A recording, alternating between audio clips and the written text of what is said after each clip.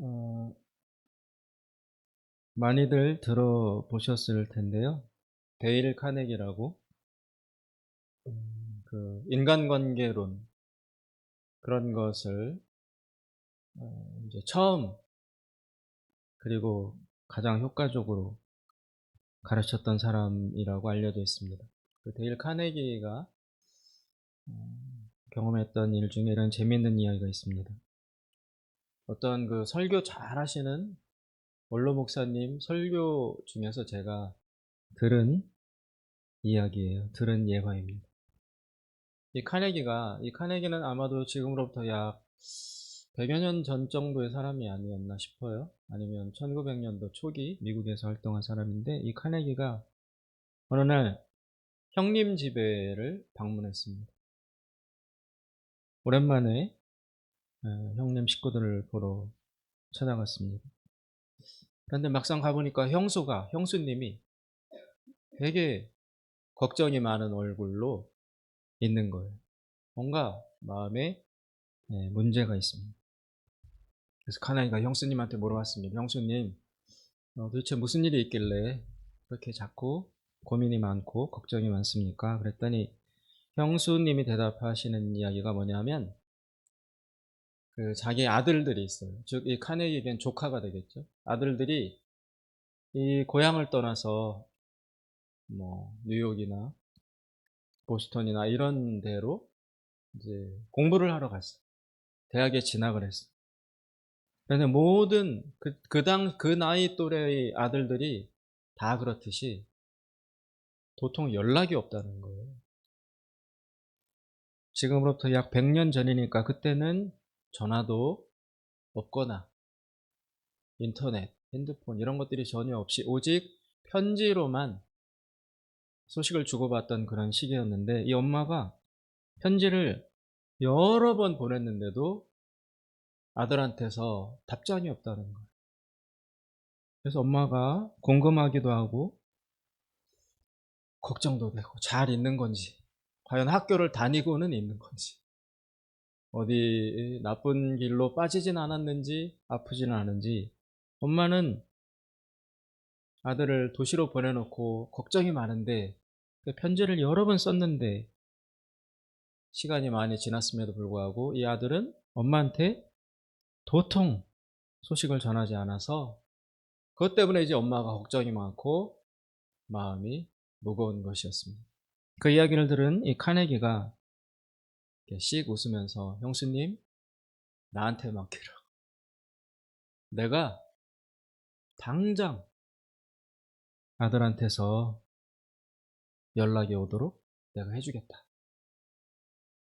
그렇게 장담을 했습니다. 그리고는 카네기가 그 조카한테 편지를 썼어요. 뭐 이러저러하고 날씨가 어떻고 거기 보스턴은 뭐 지금 계절이 어떻고 막 별 쓸데없고 중요하지도 않은 이야기를 쫙 쓴 다음에 맨 뒷부분에 추신, PS라고 그러죠. 거기다 뭐라고 썼냐면, 이 편지와 함께 내가 $100 지폐 몇 장을 동봉한다. 그렇게 쓰고 돈은 안 집어넣었어요. 일부러. 용돈 쓰라고 내가 여기 돈을 같이 보내니까 잘 받아 쓰거라. 그렇게 해놓고 돈은 안 집어넣었어요. 그리고 편지를 보냈어요. 그러자 그 편지가 도착하자마자 즉시 그 조카한테서 답장이 왔어요. 돈을 안 보냈거든요. 그 조카는 이제 돈이 궁금해서, 여기는 돈 보냈다고 써있는데 돈이 안 왔으니까 그걸 알아보려고 즉시 집으로 연락을 해 온 것입니다. 인간 심리를 알아야 다른 사람의 마음을 움직일 수 있다. 그게 카네기라는 사람의 핵심 어떤 주장이고 결론이기도 합니다. 모든 일에는 원인이 있습니다. 그 원인을 알아야 문제를 풀어갈 수 있습니다. 우리는 기도응답 받기를 간절히 소망하고 원합니다. 그런데 정작 기도 응답을 받는 경험을 하는 사람들은 매우 드문 것이 현실입니다. 기도를 많이 하고 기도를 간절히 하고 절실하게 기다리는데 그냥 속 시원하게 기도 응답을 받은 경험도 별로 없고 기도 응답을 받은 사람을 보지도 우리는 어렵습니다. 그 이유는 무엇일까? 조급하기 때문이라고 말합니다. 기도해놓고 끝까지 기다리는 사람이 별로 없다는 거예요. 호기롭게 기도를 시작했다가도 중간에 흐지부지되고 기도했다는 사실조차도 잊어버리고 그래서 기도 응답이 오기까지 끝까지 기다리지 못하기 때문에 사실 하나님이 응답을 해주신다 해도 응답이 왔는지도 모른 채 살아가는 것이 우리의 현실이라는 것입니다.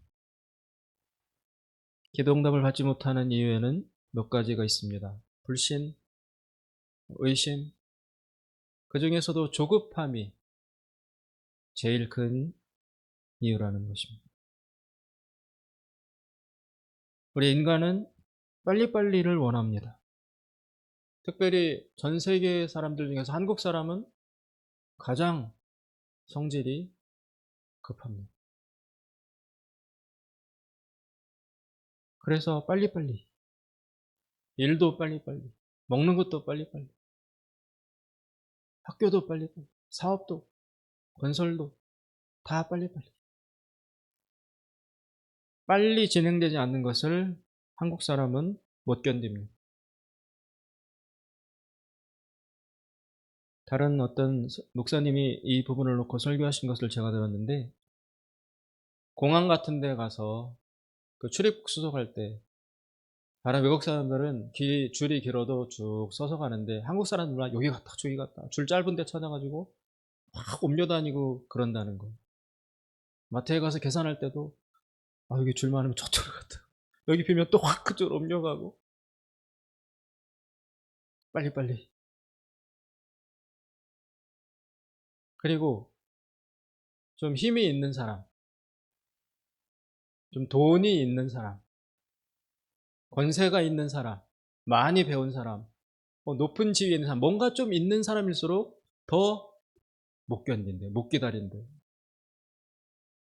아무것도 없으면 나 같은 사람 그럴 텐데 뭔가라도 자기에게 좀 있다라고 무의식 속에라도 생각하는 자기의식이 높은 사람은 더 못 기다린다. 왜? 그래서 무슨 수를 쓰든지 되게 만든다는 거죠. 돈을 쓰든지 힘을 쓰든지 전화를 어디다 걸든지 뭐 가서 싸우든지 어떻게 해서든지 빨리빨리 되게 만드는 것이 인간에게 들어있고 특히 한국 사람은 그런 면에 있어서 선수라는 것입니다. 반면에 하나님은 엄청 늦게 움직이시는 분이라는 거예요. 엄청 늦게, 느리게 움직이시고 느리게 응답하시고 과연 응답하시는 건지 아닌지도 못 확인할 정도로 그렇게 천천히 일하신다는 것입니다. 그래서 우리의 그 빨리빨리를 바라는 마음과 천천히 움직이시는 하나님과 그 불일치, 그 갭 사이에서 급해 죽겠는 우리가 나가 떨어지는 나 못겠다. 그래서 정작 하나님이 응답하실 때까지 그 기도의 자리에 계속 앉아있는 사람은 찾아볼 수 없다는 거예요. 초반에 기도 좀 하다가 벌써 어디 떠나가지고 사람을 찾아가든지 자기 방법을 찾아서 스스로 해결하려고 벌써 떠난 지 오래예요. 이 기도의 자리는 차갑게 식어 있고 오랜 시간 비어 있어요. 반면에 하나님은 날마다 찾아오세요. 이 기도의 자리, 만남의 자리. 그런데 그 처음 기도했던 사람은 안 나타나. 말만 해놓고 어디로 가버렸어. 하나님은 그 처음 기도를 들으시고 준비하시는데, 일하고 계시는데, 그걸 요청했던 정작 장본인은 안 나타나.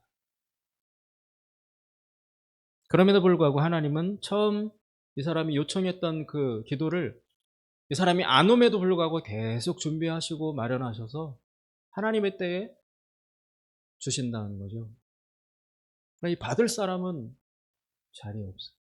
하나님은 신실하신 분이라 우리가 기도하면 들으시고 준비하십니다.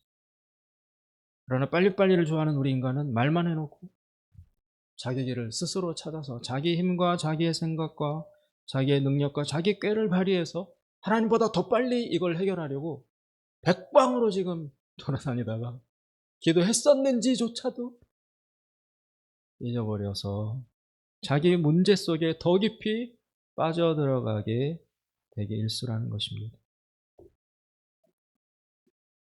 그만큼 우리는 나의 중심에 하나님이 계시기보다는 내 자신이 있기가 쉽습니다. 내 중심에 하나님이 나보다 더 나의 중심에 계시지 않는다는 것, 나의 중심의 자리에 하나님은 안 계시고 내가, 나의 자아가 가득하다는 사실, 그 사실을 우리는 좀 깨달을 필요가 있습니다. 오늘 시편 62편을 쓴 저자인 다윗은 지금 아주 급박한 상황이에요. 왜냐하면 다윗이 그 부인이 여러 명이었잖아요. 옛날 고대 왕들은 다 그렇듯이. 그래서 그 여러 명의 부인들에게서 여러 명의 아들이 태어났어요.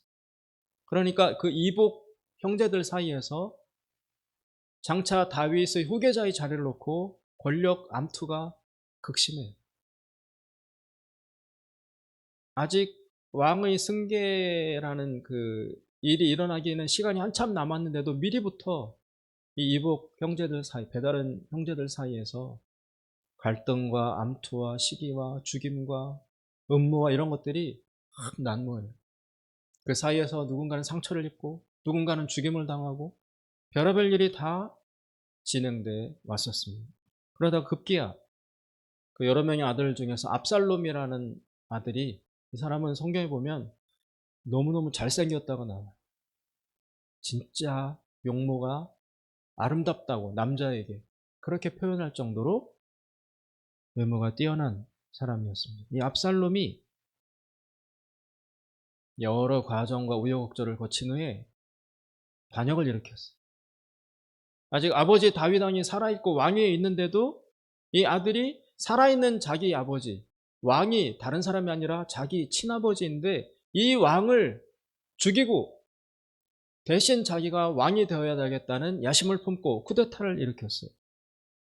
그래서 그 아들이, 압살롬이라는 아들이 왕궁으로 군사를 거느리고 지금 밀려오고 있어요.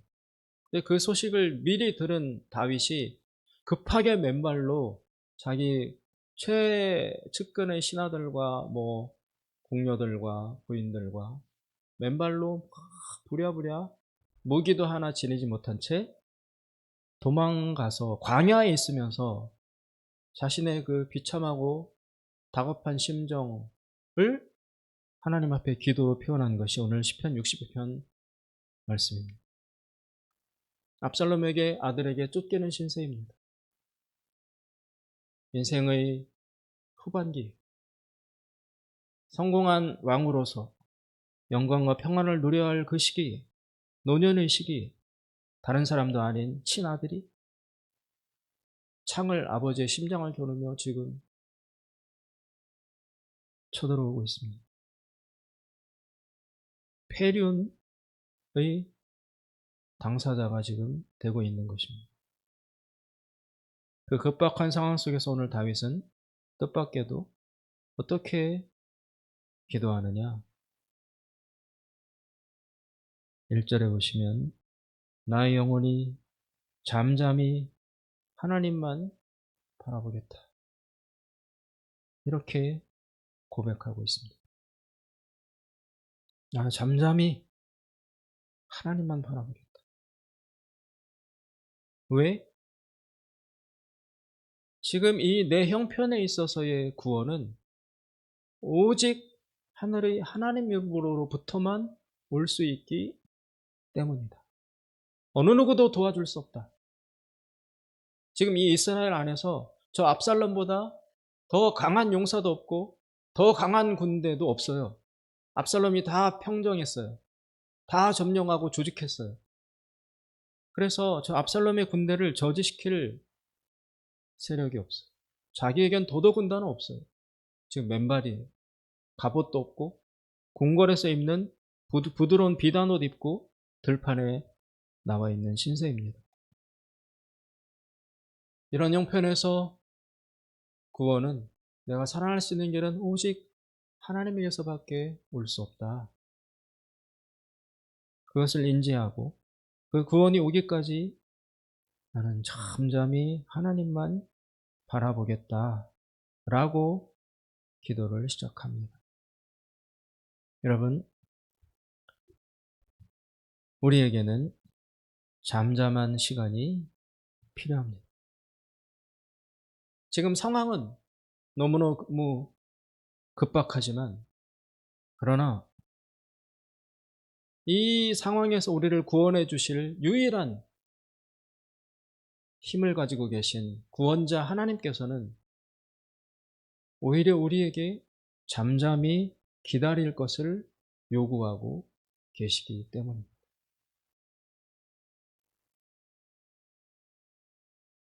우리는 급하지만, 우리는 빨리빨리 원하지만 하나님은 천천히, 아무 일도 안 하시는 것처럼 그렇게 움직이십니다.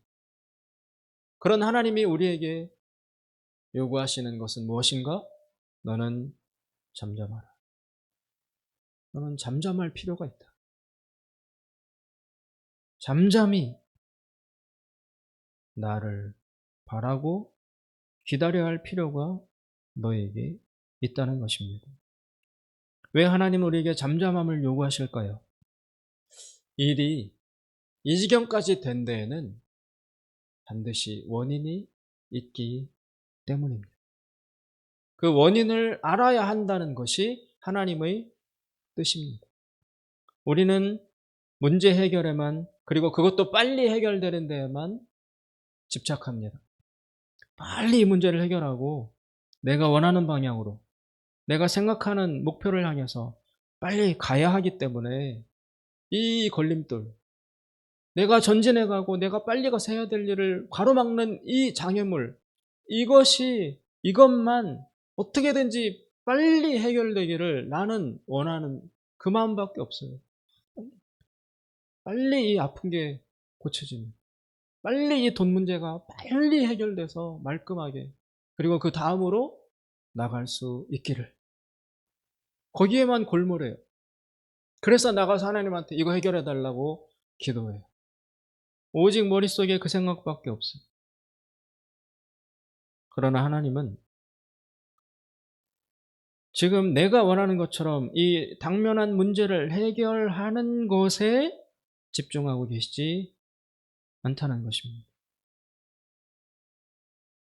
하나님은 오히려 왜 이 일이 너에게 일어났는지, 왜 이 문제가 발생했는지, 그 원인은 무엇인지, 그 뿌리가 무엇인지를 너가 알아야 한다. 지금 당장의 문제 해결보다 왜 이런 문제에 직면했는지 그 원인을 알고 깨닫고 그것을 처리하고 해결하는 것이 더 중요하다고 하나님은 보신다는 것입니다. 나는 답답하죠. 하나님, 그게 중요합니까 지금? 일이 어떻게 됐든지 간에 아파 죽겠다고요. 내일이면 부도 난다고요? 이거. 하나님은 꿈쩍도 안 하십니다. 하나도 하나님은 급하신 게 없어요. 예수님도 그랬잖아요. 제자들과 함께 배를 타고 갈릴리 호수를 지나갈 때 폭풍우가 쳐서 제자들은 막, 야, 우리 배 뒤집어지겠다, 노련한 어부들임에도 불구하고 큰일 났다, 공포에 사로잡혀서 막 이리 뛰고 저리 뛰고 난리법석인데 그 흔들리는 배 안에서도 예수님은 편안하게 주무시고 계셨다고 나오잖아요, 복음서. 편안하게. 자고로 하나님, 예수님, 성령님, 삼위일체 하나님은 급한 게 없어요. 인간만 급하지.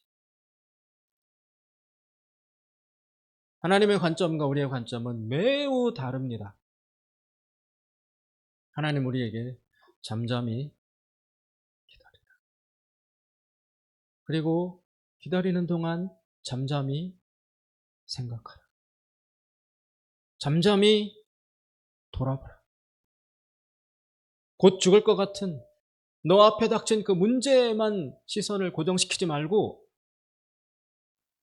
더 깊이, 더 멀리, 더 근원으로 돌아가서 도대체 왜, 무엇 때문에 일이 얽히고 설켜서 오늘 이 일 앞에 내가 직면하게 되었는지 그 과정을 너는 꼭 들여다보고 성찰해야 한다. 잠잠하라. 잠잠히 있으면서 그 작업을 해라. 안 죽는다. 내가 붙들고 있다. 아니 어쩌면 너는 거의 죽을 것 같은 공포와 고통과 두려움과 절망을 한 번은 느껴봐야 될지도 모르겠다. 웬만한 자극을 통해서는 인간은 반성을 안 하거든요. 웬만한 고통에 직면하지 않고서는 인간은 그냥 견뎌내거든요. 그래서 잠깐 그 고비만 넘어가면 또 언제 그랬냐는 듯이 다시 옛날로 돌아가서 어저씨 악한 습관을 반복하고 해서는 안 될 일을 하고 가서는 안 될 것에 가고 좌로나 우로나 치우친 생활을 여지없이 반복할 것임이 인간은 분명합니다. 그래서 아예 위기를 겪고 고통을 당하려면 극심하게 당해야 돼요.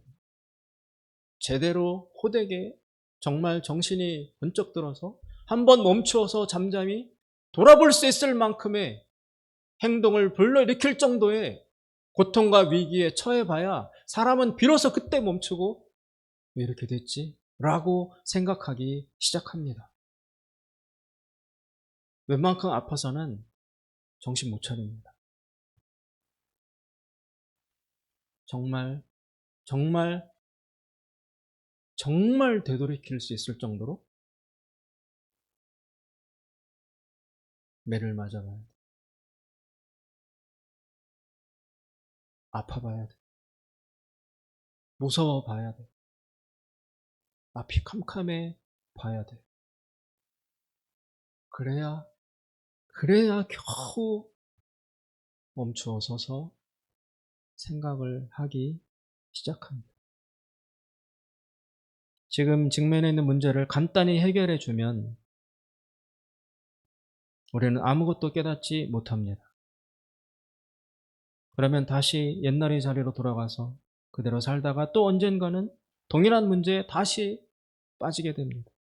그것은 하나님이 바라시는 바가 아닙니다.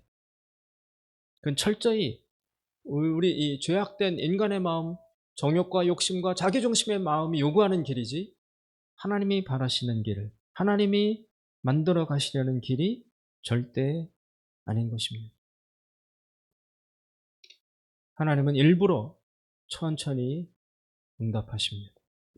안 계신 것처럼 행동하십니다.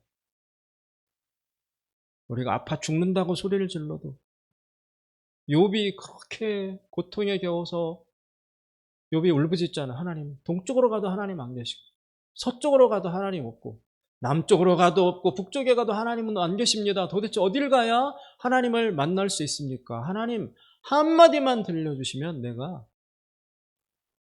더욱 안 그러겠습니다. 그런데 동서남북 다 찾아다녀도 하나님은 외출 중이신지 주무시는 건지 안 보인다는 거예요. 만날 수 없다는 거예요. 하나님은 안 만나 주십니다. 일부러 숨습니다. 안 계시는 것처럼 그렇게 행동하십니다. 왜 그럴까요? 생각하라. 깨달으라고. 잠잠히 그 자리에 서서 밖으로만 향했던 시선을 너희 자신 내부에로 돌리고 너희 지난날, 과거 어떻게 살아왔는지 그것으로 눈을 돌려봐라. 거기에 답이 있다. 모든 것은 뿌린 대로 거두는 법이다. 그렇게 말씀하고 계십니다. 다윗은 여러 환난과 시련을 이미 겪어온 사람입니다. 아주 어릴 때부터 혼자 외롭게 들판에 나가 몇 개월씩 자기보다 더 큰 양들을 수백 마리, 수천 마리를 몰고 혼자 지킬 때 늑대가 나타나고 곰이 나타나고 사자가 나타나고 그때부터 시작해서 그럴 위기 때마다 그 어려움 때마다 하나님한테 기도하고 하나님한테 의지하고 해서 많은 어려움과 위기와 시련을 겪어온 사람이에요.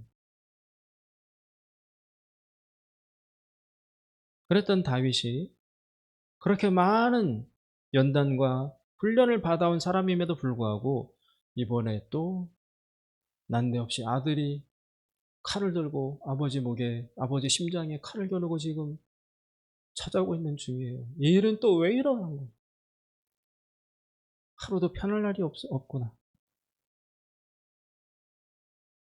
다시 찾아온 비극과 고통 앞에서 다윗은 이번에는 다시 달리 생각하기 시작합니다. 아, 나는 잠잠히 기다리겠다.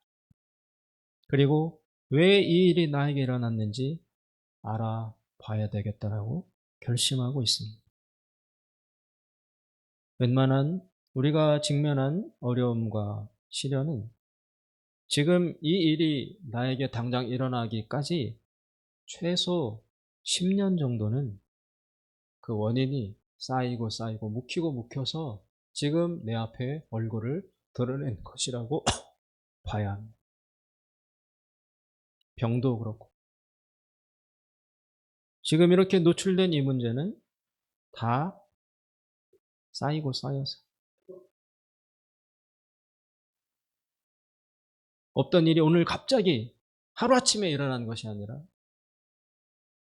그럴 수 있을 만한 일들이, 원인들이 다 맞춰지고 주어지고 쌓이고 조합되어서 드디어 오늘 실체를 드러낸 것입니다. 따라서 우리는 빙산의 일각이라는 말처럼 물 위에 드러난 작은 빙산의 꼭대기만 보고 판단해야 될 것이 아니라 그 물 속에 잠겨있는 해저 바닥으로부터 쌓여지고 모아져서 올라온 그 빙산 전체의 실체를 볼 필요가 있는 것입니다. 그래야 대처할 수 있습니다.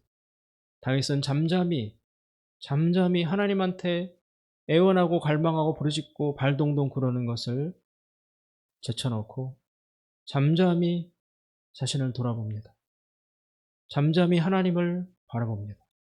그러는 사이에 다윗 안에 어떤 인식이, 깨달음이 하나씩 떠오르기 시작했습니다. 9절에 보시면 아 슬프도다. 사람은 입김이며 인생도 속임수이니 저울에 달면 그들은 입김보다 가벼우리로다. 아, 내가 이 허무한, 이 허탄한 사람을 많이 의지했었구나. 지금 아들 압살롬의 반역에 가담한 그 동조자들, 중요한 스텝들은 다 다윗의 최측근들이었어요.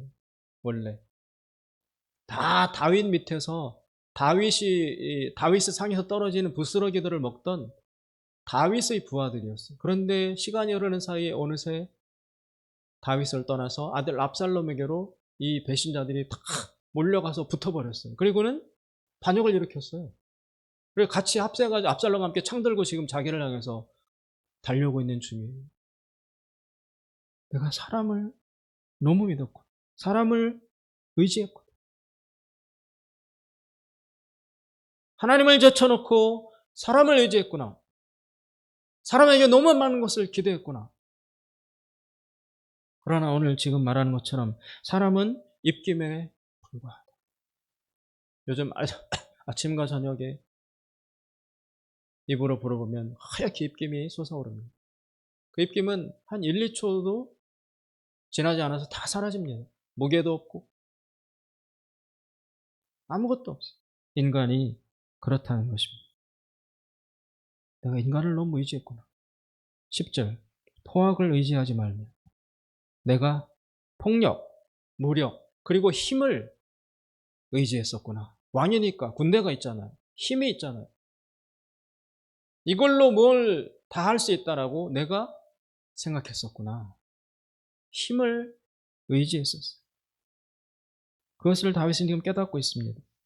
탈취한 것으로 허망하여지지 말며 자기가 물질도 많았어요. 왕이니까.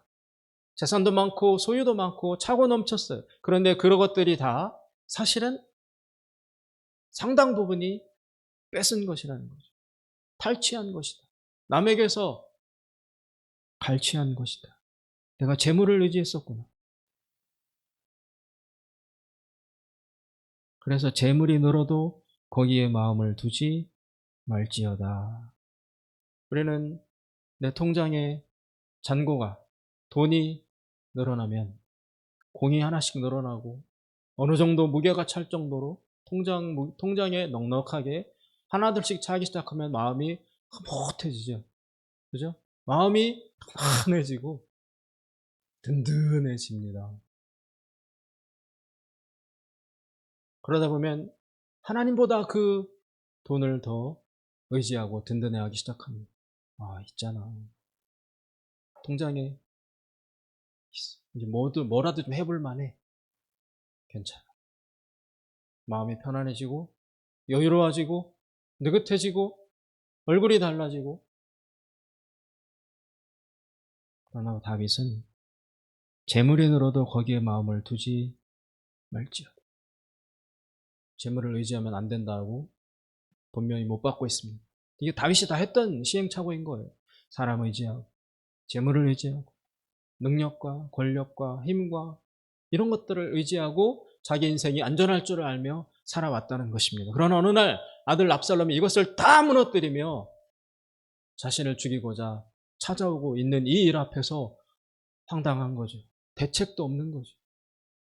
그러면서 잠잠히 들판에 서서 하나님을 바라보며 묵상했더니 자기가 믿었던 그 모든 것들이 다 헛된 것이에요. 나를 지켜주지 못하는 것이라는 것을 지금 깨닫고 있는 중입니다.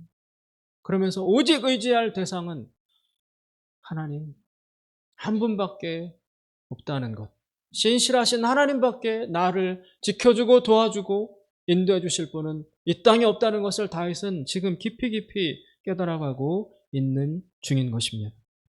재물을 의지하고 사람을 의지하고 힘을 의지할 때 반드시 사람은 하나님을 잊어버리게 되어 있습니다. 하나님을 잊어버린 채 눈에 보이는 것, 이것 때문에 든든해하고 자신감을 가지고, 그러나 그것은 다 헛되고 속는 과정이라고 다윗은 지금 깨닫고 있습니다. 그리고 다윗은 더 나아가서 다시 더 깊은 깨달음을 깨닫고 결심합니다.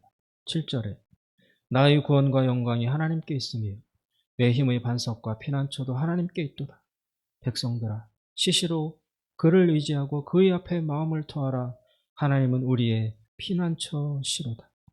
11절 하나님이 나에게 한두 번 말씀하셨는데 그것을 내가 들어도 깨닫지 못하다가 이제 이 땅 지금 이 상황 여기에서 그 말씀을 기억한다. 하나님 뭐라고 말씀하셨는가? 권능은 하나님께 속하였다라고 이미 말씀해 주셨었다라는 것입니다. 사랑하는 여러분, 우리는 들을 귀가 없는 사람들입니다. 안 듣습니다.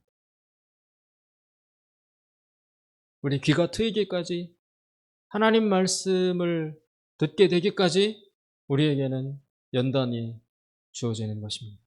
시련이, 고통이, 장애물이 주어지는 것입니다.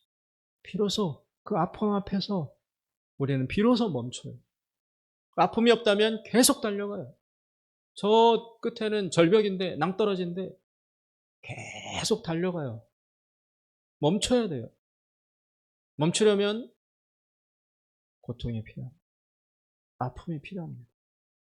무지하게 아파야 아야 하면서 서서 걷지도 못하고 더 나아가지도 못한 채 그 자리에 서서 하나님을 바라보게 되는 것입니다. 영어로 PNR이라는 말이 있습니다. 그것은 뭐의 약자냐면 Point of No Return의 앞자를 딴 약자예요. 이게 뭐냐면 어느 지역에 유명한 폭포가 있어요. 폭포. 아주 거대하고 아름답고 낙차가 큰. 근데 이 폭포로 떨어지기까지 그 전까지 강이 흘러와서 폭포로 떨어지는데 이 강은 굉장히 넓고 크기 때문에 물이 흘러가는 건지 잘 가늠이 안 돼요. 너무 평화로워요. 물이 잔잔해요. 강이 굉장히 천천히 흘러와서 결국 절벽에서 낭떠러지에서 거대한 폭포로 떨어지는데 이 위에는 아주 잠잠하고 평화롭기 때문에 수많은 사람들이 이 강에 와서 배를 타요. 보트를.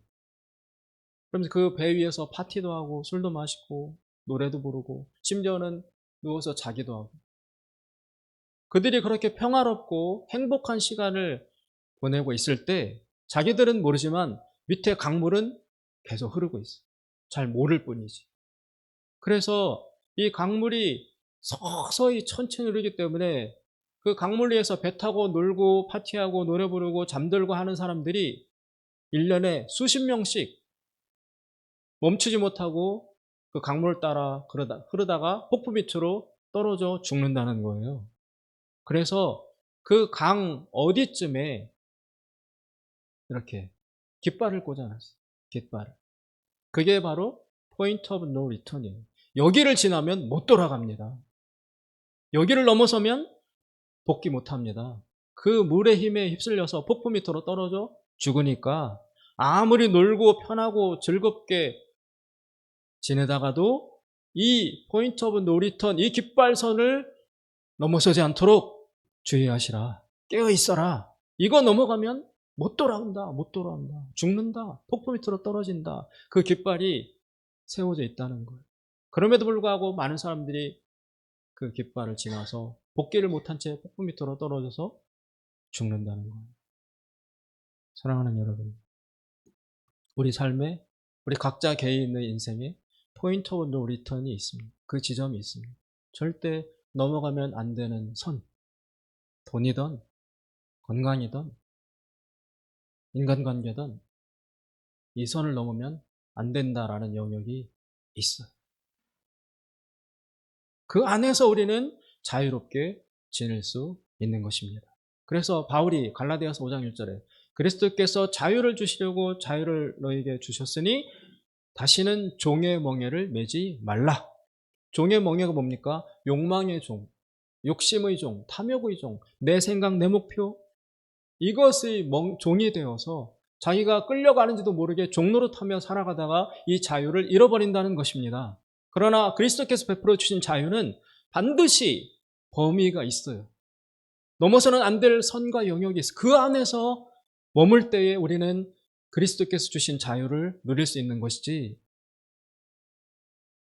당장 아무 일이 일어나지 않는다고 해서 마구 내 몸을 함부로 지나치게 극심하게 과도하게 무례하게 사용하거나 돈도 갚을 수도 없으면서 마구 빌리고 대출받고 그렇게 한다든지 그 선을 넘으면 망합니다.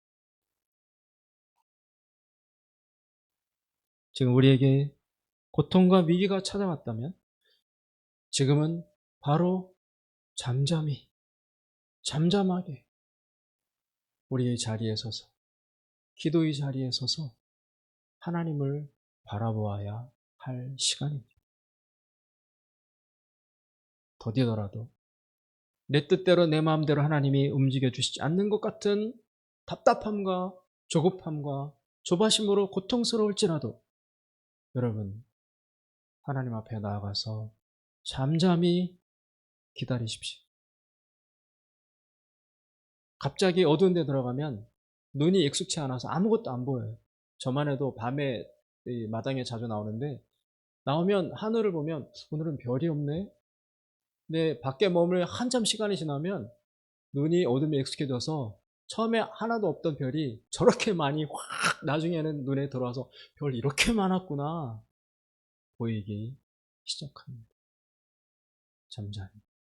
잠잠히 내에게만 집중하지 말고 하나님을 바라보며 잠잠히 머무르십시오. 기다리십시오. 그러면 보일 것입니다. 그러면 알게 될 것입니다. 기도하겠습니다. 자비로우신 하나님 아버지, 나의 영혼이 잠잠히 하나님만 바라보겠습니다. 주여, 나에게 깨달음을 주시옵소서. 예수님의 이름으로 기도드리옵나이다. 아멘.